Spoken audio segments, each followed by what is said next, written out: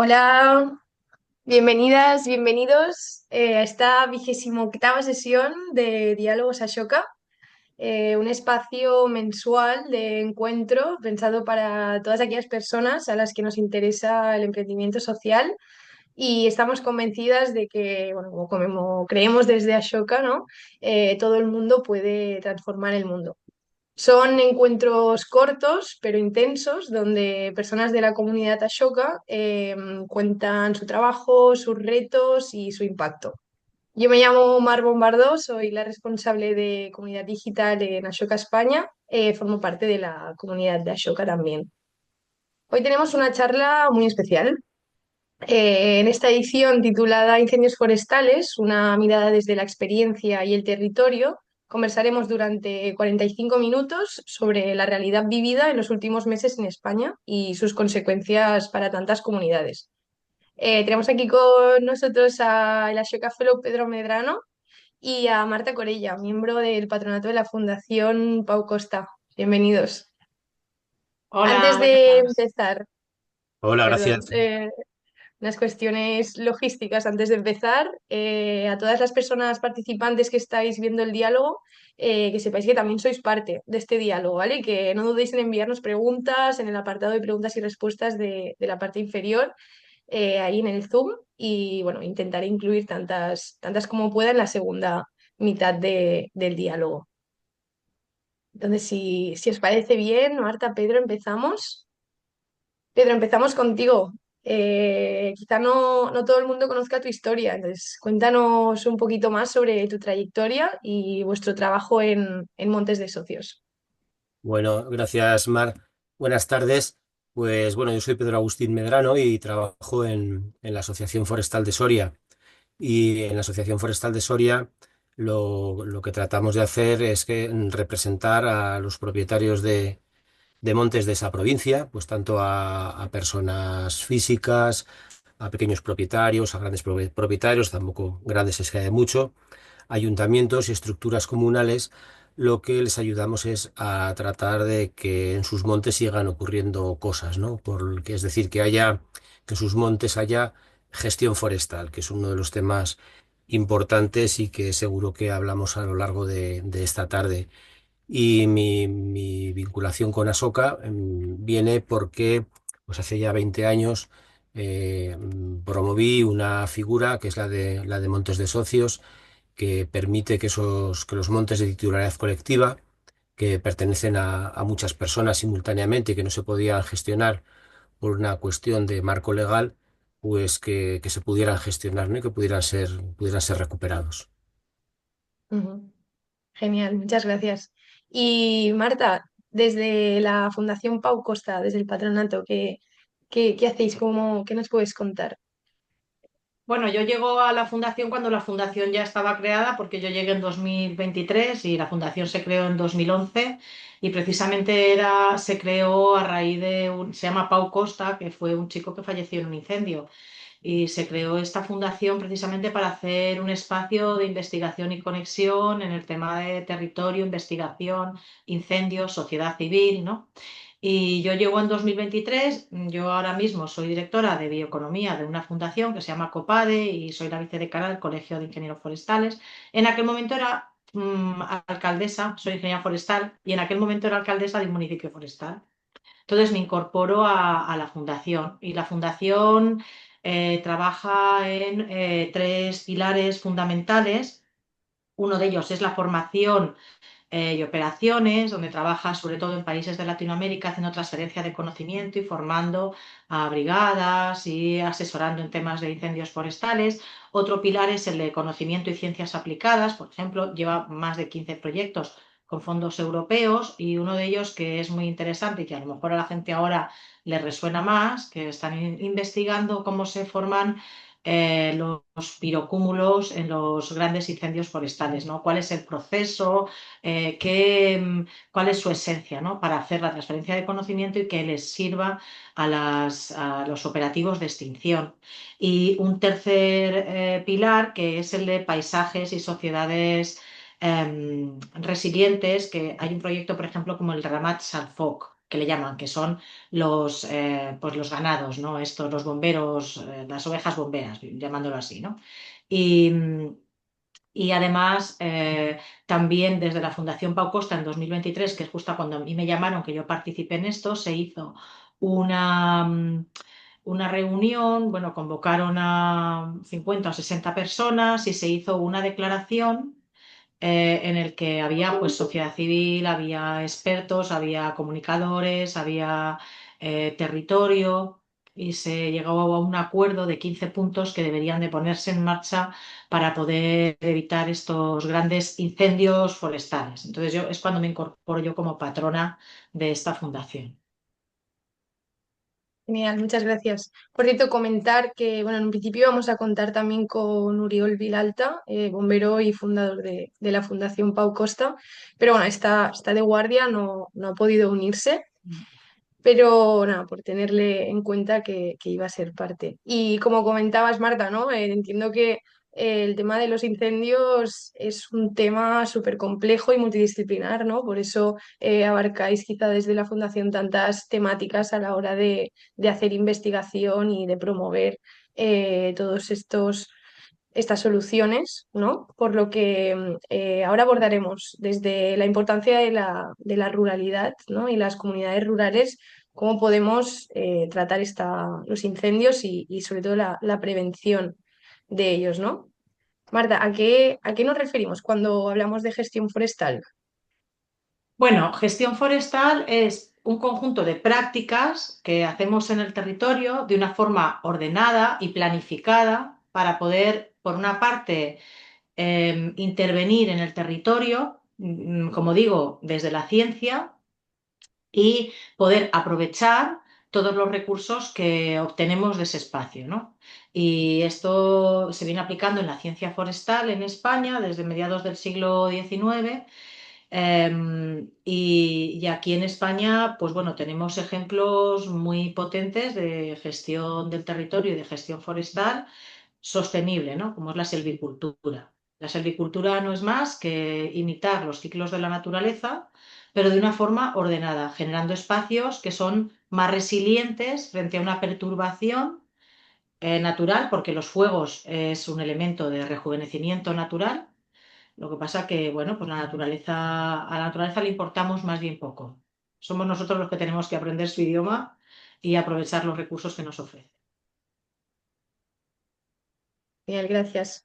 Y Pedro, sobre esto que está contando Marta, tú a nivel de tu trabajo también, ¿no? Desde Montes de Socios y a nivel personal, ¿qué aprendizajes claves has extraído sobre el rol de este que puede tener la ruralidad, ¿no? A la hora de prevenir incendios? Porque quizá hay miles de maneras. Bueno, a ver, yo creo que la cuestión de los incendios forestales, el problema, el drama que suponen los incendios forestales, básicamente lo que es un reflejo de, eso es el síntoma, ¿no?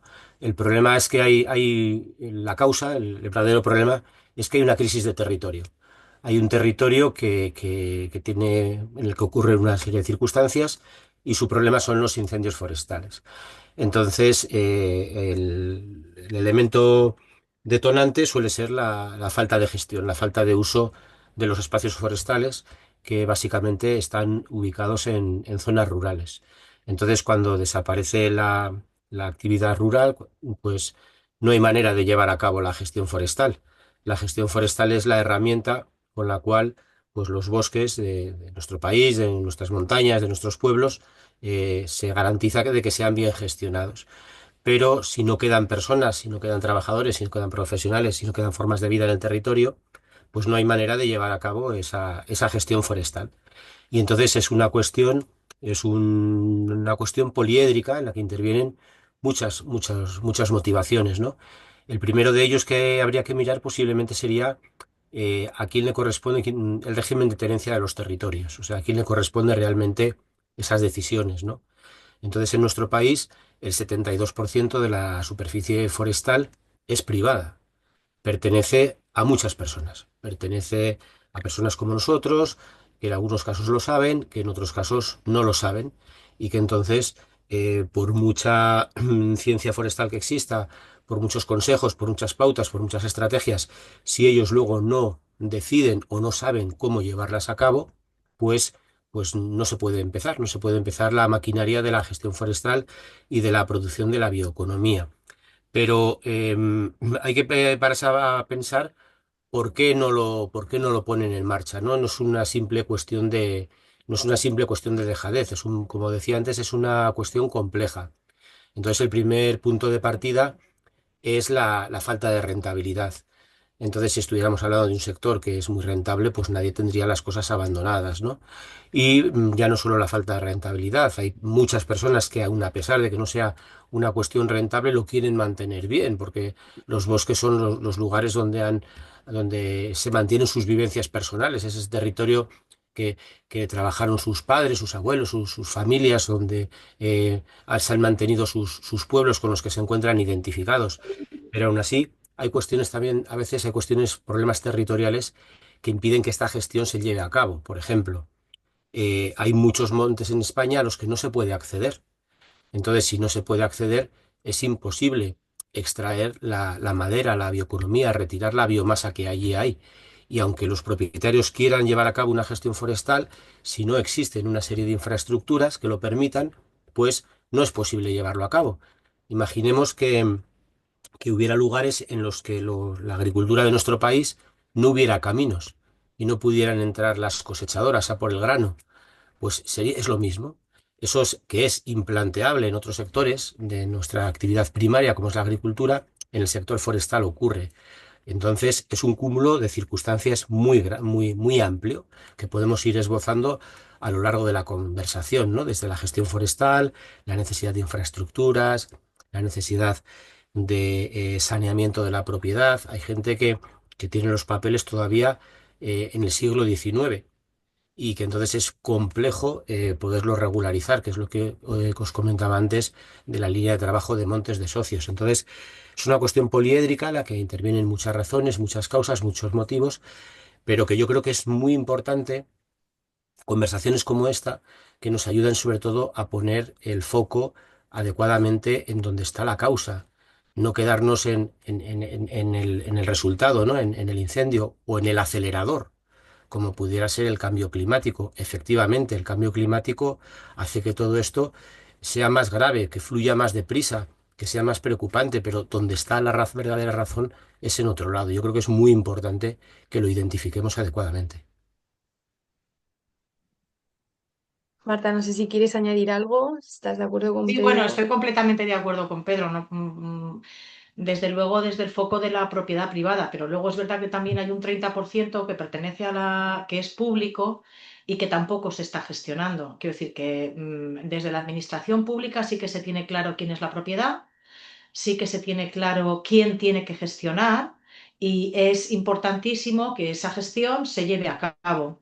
Quiero decir, porque la administración pública sí que tiene que tener los medios porque tienen las competencias. La mayor parte de los montes públicos que hay en nuestro país están en manos de las comunidades autónomas, la competencia de la gestión, y dentro de estos montes públicos hay un altísimo porcentaje, cerca de un 90%, que pertenece a pequeños ayuntamientos, que son los propietarios, pero la gestión está en manos de las comunidades autónomas. Entonces, quizá una manera de desbloquear este tapón más que claro, cuando dices el 70% está en manos privadas, pues hay que obligarles a que gestionen. Bueno, pues quizá ese no sea el camino más rápido. Lo primero que tendría que hacer la administración pública es dar ejemplo, gestionar lo que tiene competencias de gestionar, ser tractor de la propiedad privada y acompañar, más que obligar y empezar a hacer cosas impositivas, ¿no? Pues acompañar y ayudar, como dice Pedro, empezar a desentrañar qué es lo que está pesando en ese 70% de la población. Pero bueno, el 30% es una parte importante del territorio, son casi todas las cabeceras de los bosques, de las cuencas hidrográficas de nuestro país. Son bosques que están en muy buen estado de conservación y que tampoco se están gestionando. Y efectivamente, el cambio climático viene a ser un espejo que nos está poniendo delante de nuestras narices la situación de abandono en la que tenemos nuestro territorio. Sí, Gracias. si me Ujú. permites, Mar, ayer, por ejemplo, o antes de ayer, creo que salió una estadística me parece que era en ABC, en la que salían las principales preocupaciones de los ciudadanos de España, y la de los incendios forestales y la de la despoblación solo venían identificadas por el 1% de los encuestados. Entonces, claro, el verdadero problema de fondo que subyace es que la ruralidad pues está dotada de una manera muy insuficiente, presupuestariamente hablando.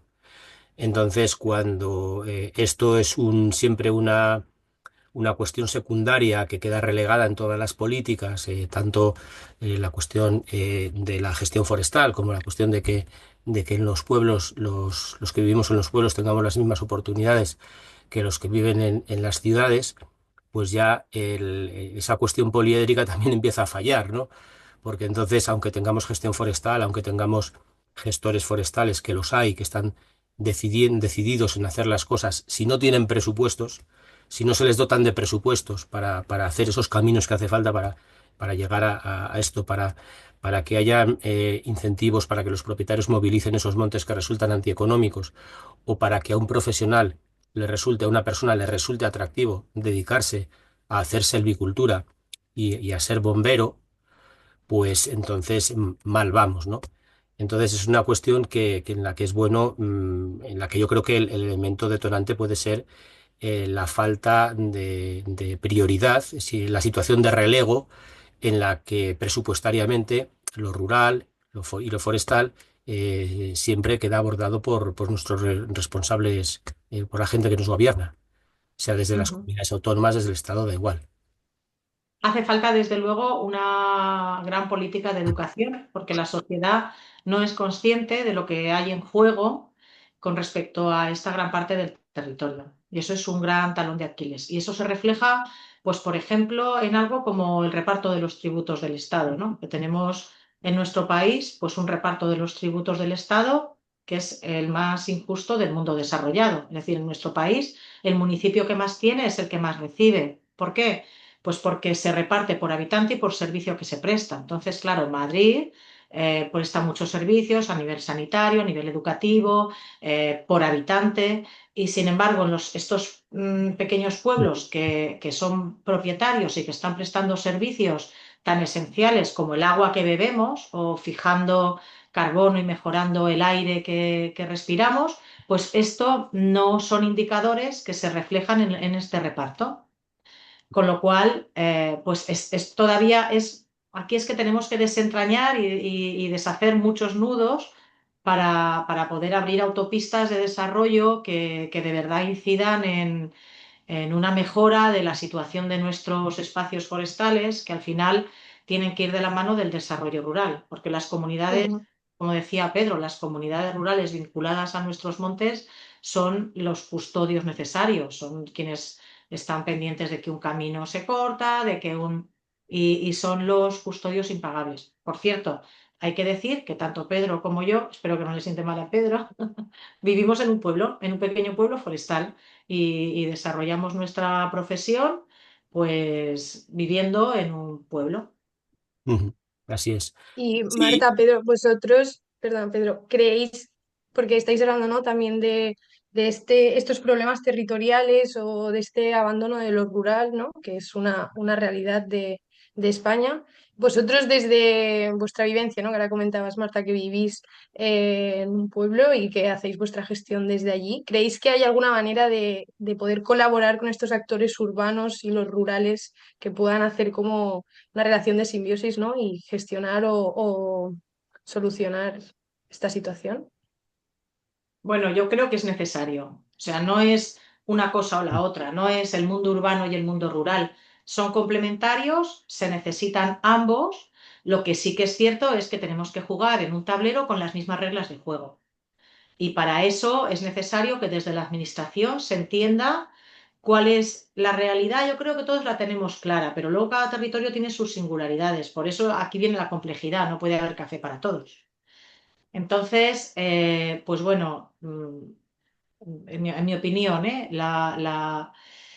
la sociedad urbana tiene que entender y tenemos que educar en cómo no tenemos conocimiento. Por ejemplo, si a alguien le mencionamos Calatrava, ¿no? En el aspecto arquitectónico, todo el mundo ve y sabe más o menos qué edificios ha podido construir, el Oceanographic, el no sé qué, bueno, pero a nivel de montes, pues si hablamos de grandes acciones que se han hecho, pues como Codorniu, ¿no? Que fue un ingeniero de montes que llevó a cabo unas grandes repoblaciones que ahora son espacios naturales protegidos, pues la gente no lo sabe. La gente no conoce la historia de nuestros montes, que nuestros montes y muchos de nuestros bosques, pues con nuestros bosques se han construido catedrales, se han construido edificios nobles, se han construido ciudades.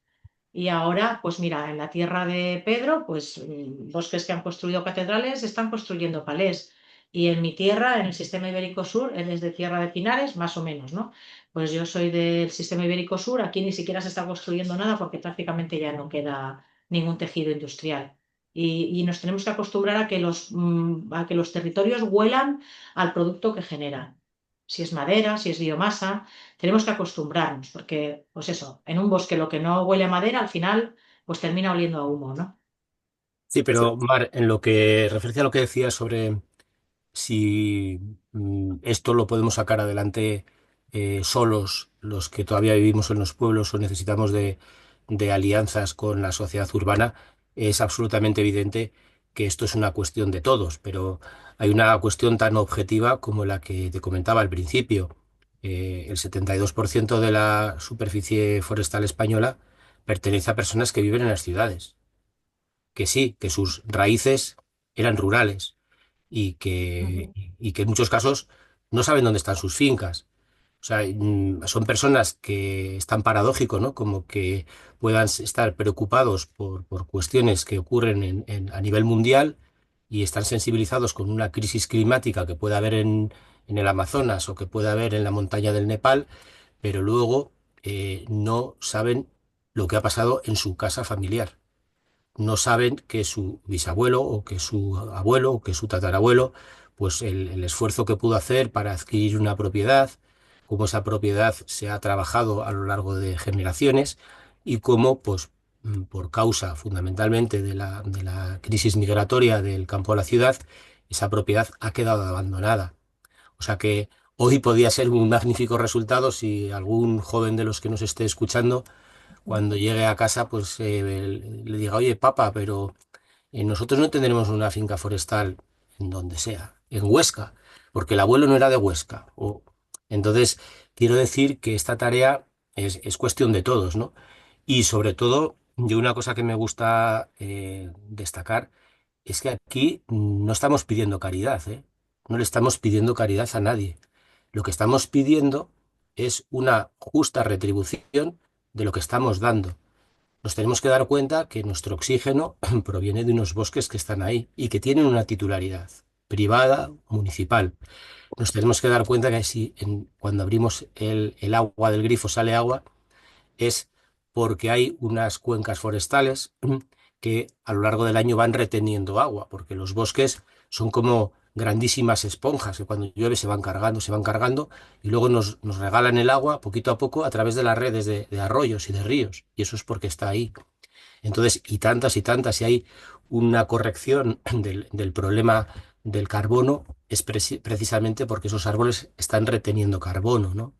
Entonces, es lo que ahora se llama los servicios ecosistémicos y que se está tratando de cuantificar y de poner un valor. Todavía quedará mucho hasta que se le ponga un precio, ¿no? Pero todos esos servicios, los bosques los están proporcionando de una manera gratuita, los propietarios, ya sea los ayuntamientos, los particulares, lo están proporcionando de una manera gratuita a la sociedad. Entonces, por eso digo que no estamos pidiendo caridad, estamos pidiendo una retribución por esos servicios ecosistémicos. Y además no solo eso, sino estamos planteando una cuestión de eficiencia, porque si invirtiéramos adecuadamente en esa conservación, en esa gestión forestal, en esa prevención, si invirtiéramos en eso, sería mucho más barato que tener que invertir luego en extinción.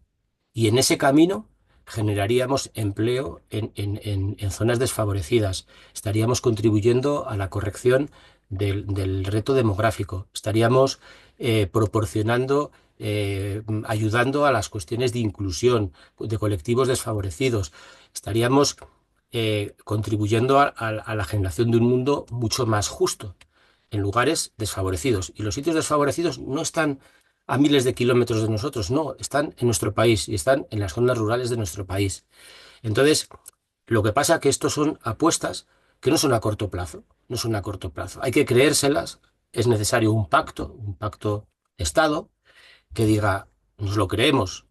Y no es que nos lo creamos porque ahora Marta y yo lo digamos aquí, no, nos lo creemos porque está avalado por la ciencia, porque está avalado los retornos que la gestión forestal proporciona a toda la sociedad. Está avalado cómo lo que se invierte se devuelve con creces por el monte, en lo que usted ha dicho, en empleo, en economía, en medio ambiente. O sea, ahora mismo nuestro país, para que veamos lo paradójico que es, está importando madera de otras zonas, de fuera de España. Y nosotros estamos consintiendo que la madera de nuestros bosques salga ardiendo. ¿Por qué? Porque no hay una política a medio plazo. Son todo políticas a corto plazo que se dedican a ir poniendo parches en las fugas de agua y no se preocupan en hacer un análisis completo y se hace una apuesta y un pacto para abordar esto de una manera definitiva. Ujú. Gracias, Pedro, por tu respuesta. Mira, si os parece, vamos con unas preguntas del público porque esto que estabas contando enlaza muy bien con una pregunta que nos han hecho. Porque claro, estabas hablando de medidas, ¿no? Y sobre todo de medidas que quizá pues no son a corto plazo, que es como las que se están teniendo ahora, ¿no? Pero si tuviéramos que hablar de dos medidas concretas, sobre todo para acabar con el problema no de los, ya no de los incendios en general, sino sobre todo estos incendios de segunda y de tercera generación, ¿no? Que se están dando en España. ¿Cuál creíais que tendrían que ser como quizá las dos medidas más urgentes o concretas que se tendrían que dar aquí en España? Pedro, Marta, ¿te si animas? quieres. Bueno, yo, los incendios que estamos trabajando ahora son de sexta generación y se caracterizan porque generan su propia meteorología. Entonces ellos se retroalimentan. ¿Por qué? Pues porque hay tanta energía acumulada en nuestra superficie forestal que cuando se libera en un formato de fuego, en un incendio incontrolado, genera tanta energía que escapa la capacidad de extinción. Entonces, esto hace que afecte a las personas, a las vidas humanas y a sus propiedades, que son la prioridad en protección civil, ¿no? Entonces, cuando se da esta simultaneidad, todavía es mucho más complejo poder atender todas las necesidades que se plantean. ¿Qué pasa? Pues que en estos momentos el foco se está poniendo en la emergencia climática. ¿Por qué? Pues porque es lo que nos preocupa.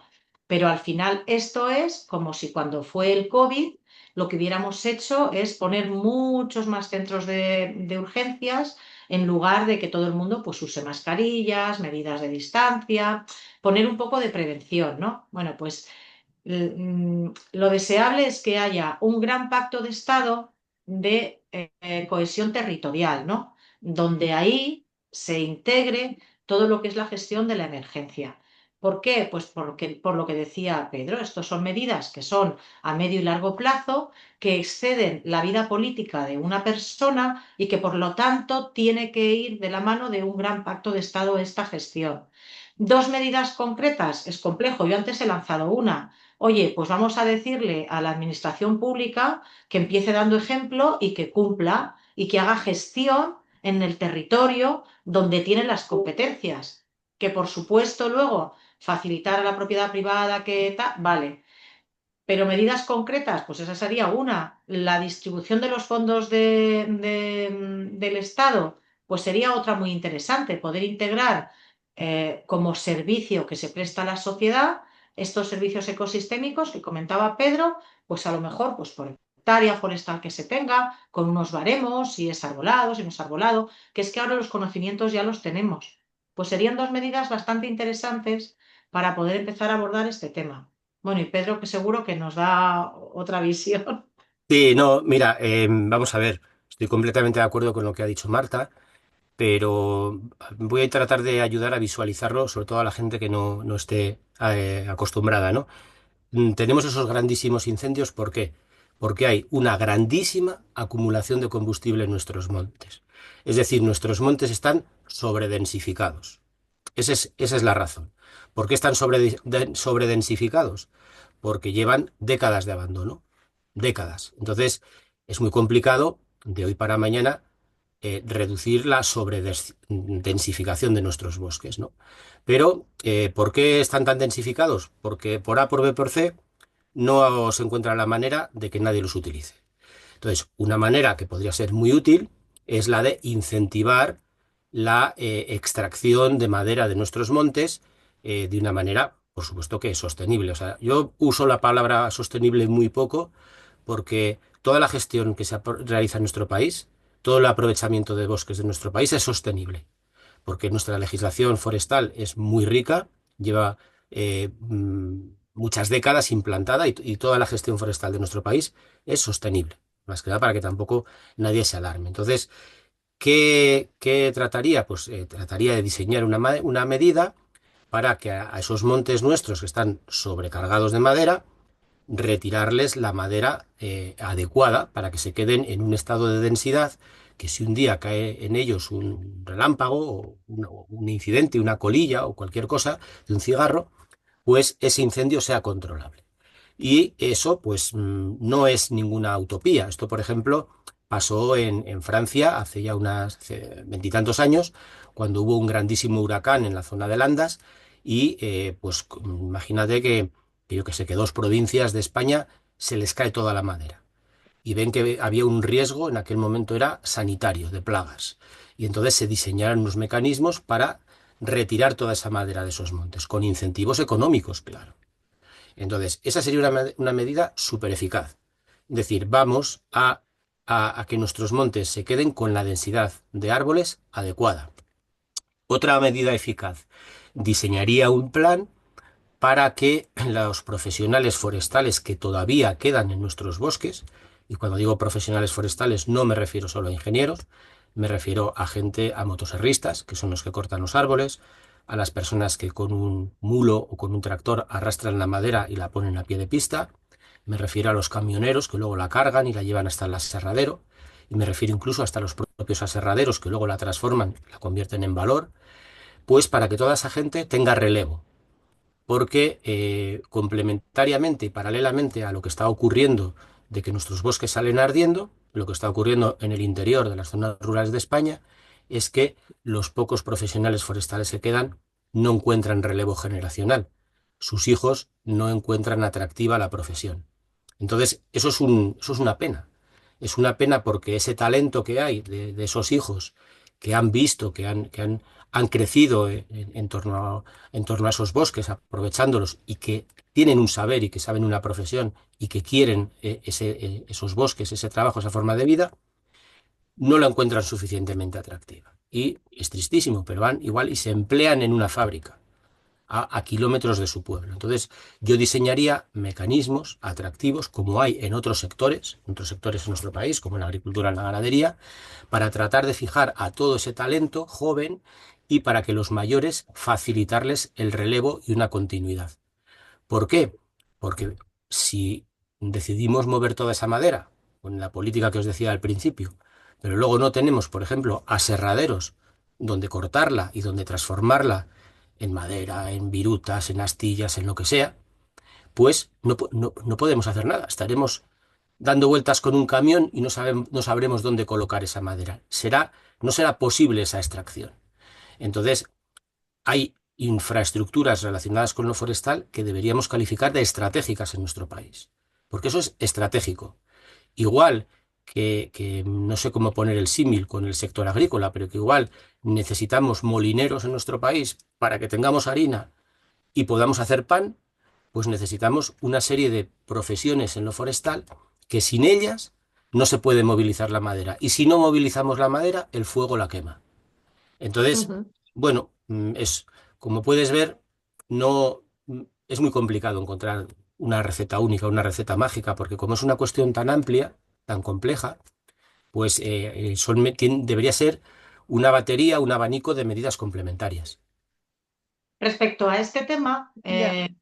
Perdona, Respecto. Marta, tenemos Ah, como, tampoco nos queda mucho tiempo, no, tenemos una otra pregunta que nos han hecho relacionada también con una de las propuestas que vosotros comentabais, ¿no? De las medidas, que era lo de la densidad de árboles adecuada, ¿no? El hecho de gestionar toda esta madera. Es otra persona de la comunidad Ashoka, Carlos Abad, que pregunta ¿cuál sería el número de hectáreas que ardería en España al año como regeneración natural, ¿no? Y si se puede realmente conservar todos estos árboles o esta vegetación e impedir todos los incendios a la vez, ¿no? Como dónde está el equilibrio, entiendo, entre esta densidad de árboles adecuada, con los incendios naturales, pero a la vez la gestión dentro de ambas cosas, ¿no? yo, si me permites, como decía antes, la naturaleza a nosotros no nos necesita para nada y tiene sus elementos de rejuvenecimiento. Uno de ellos puede ser una plaga, puede ser un huracán, puede ser un fuego. O sea, uno de los incendios más grandes que hemos vivido este verano fue por un rayo, no fue nadie que fue a pegar fuego.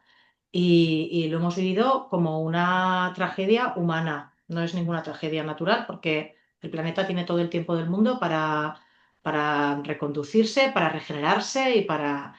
¿Cuál es el problema de estos grandes incendios? Como decía Pedro, y esto es importante que lo dejemos aquí dicho, la gente entiende los bosques o tiende a verlos como un escenario, ¿no? Entonces tú vas, haces una fotografía y crees que si vuelves dentro de 5 o 10 años vas a encontrar lo mismo. Y si vuelves dentro de 20 lo mismo. Pero los bosques y la superficie forestal son entes naturales, quiero decir que tienen sus propios ciclos y crecen. Mientras estamos aquí, crecen. Mientras vamos a dormir, crecen.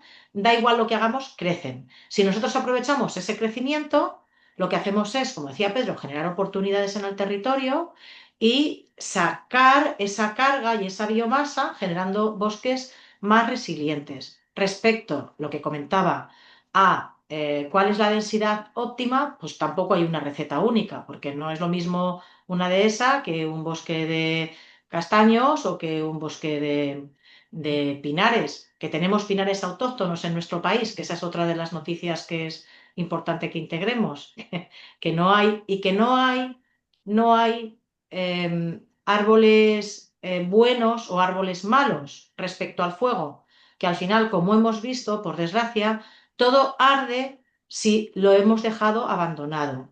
¿Por qué? Insisto otra vez, porque la naturaleza tiene sus ciclos y el fuego es un elemento rejuvenecedor. Y da igual si es un castaño, da igual si es un pino, da igual si es una encina, da igual si es un eucalipto, va a arder por la carga tan grande que tenemos de biomasa, que no es lo mismo que biodiversidad, que hay gente que ve los montes colapsados de matorrales, de árboles y dice, ay, ¿cuánta biodiversidad? Pues no, porque nosotros no somos la selva, nosotros en nuestros bosques es necesario que entre luz y esta luz es la que genera la mayor biodiversidad. Entonces, en el momento que no entra luz, pues empieza a empobrecerse, ¿no? Y a bajar la biodiversidad. Porque ha habido una mano humana que ha estado gestionando el territorio de forma ancestral.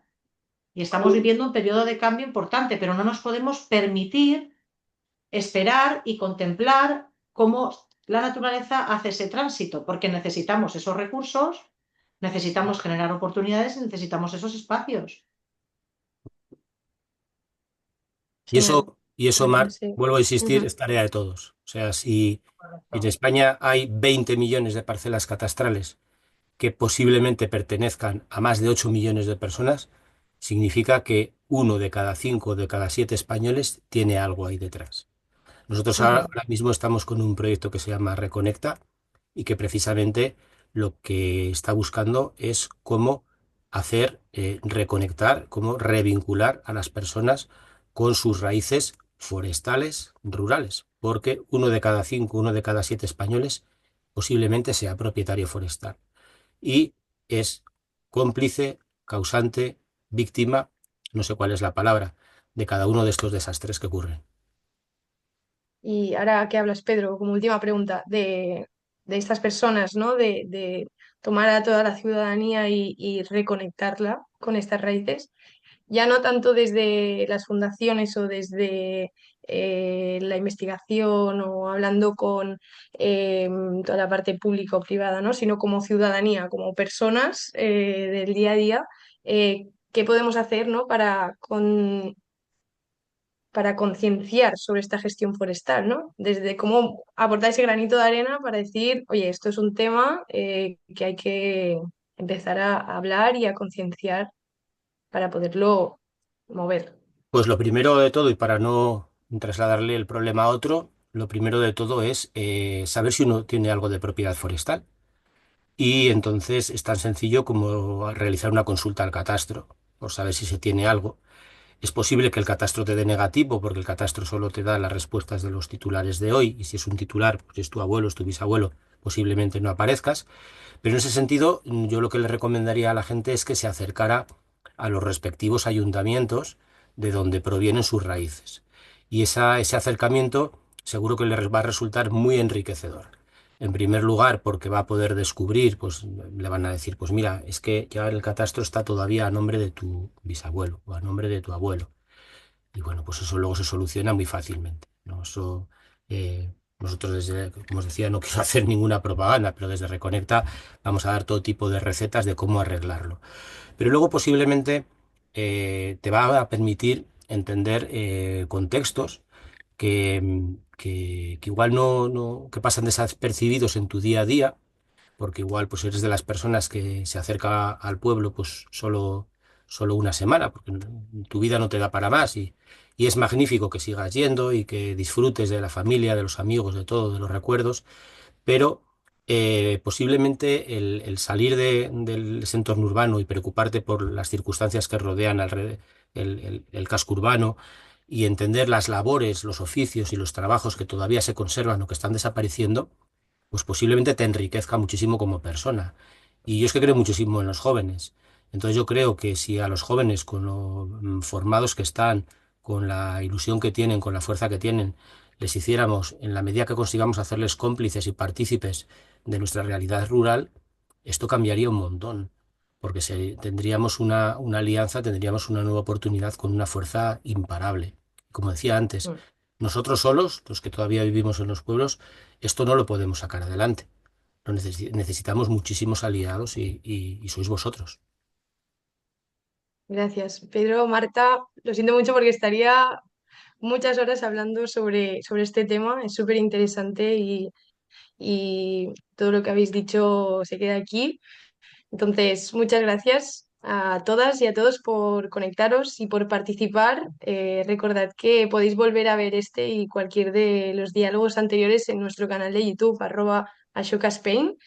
Y cada mes anunciaremos en nuestras redes sociales el próximo diálogo. No olvidéis que podéis dejarnos un mensaje en nuestras redes con aquellas temáticas que más os llaman la atención, así como preguntas para las personas entrevistadas.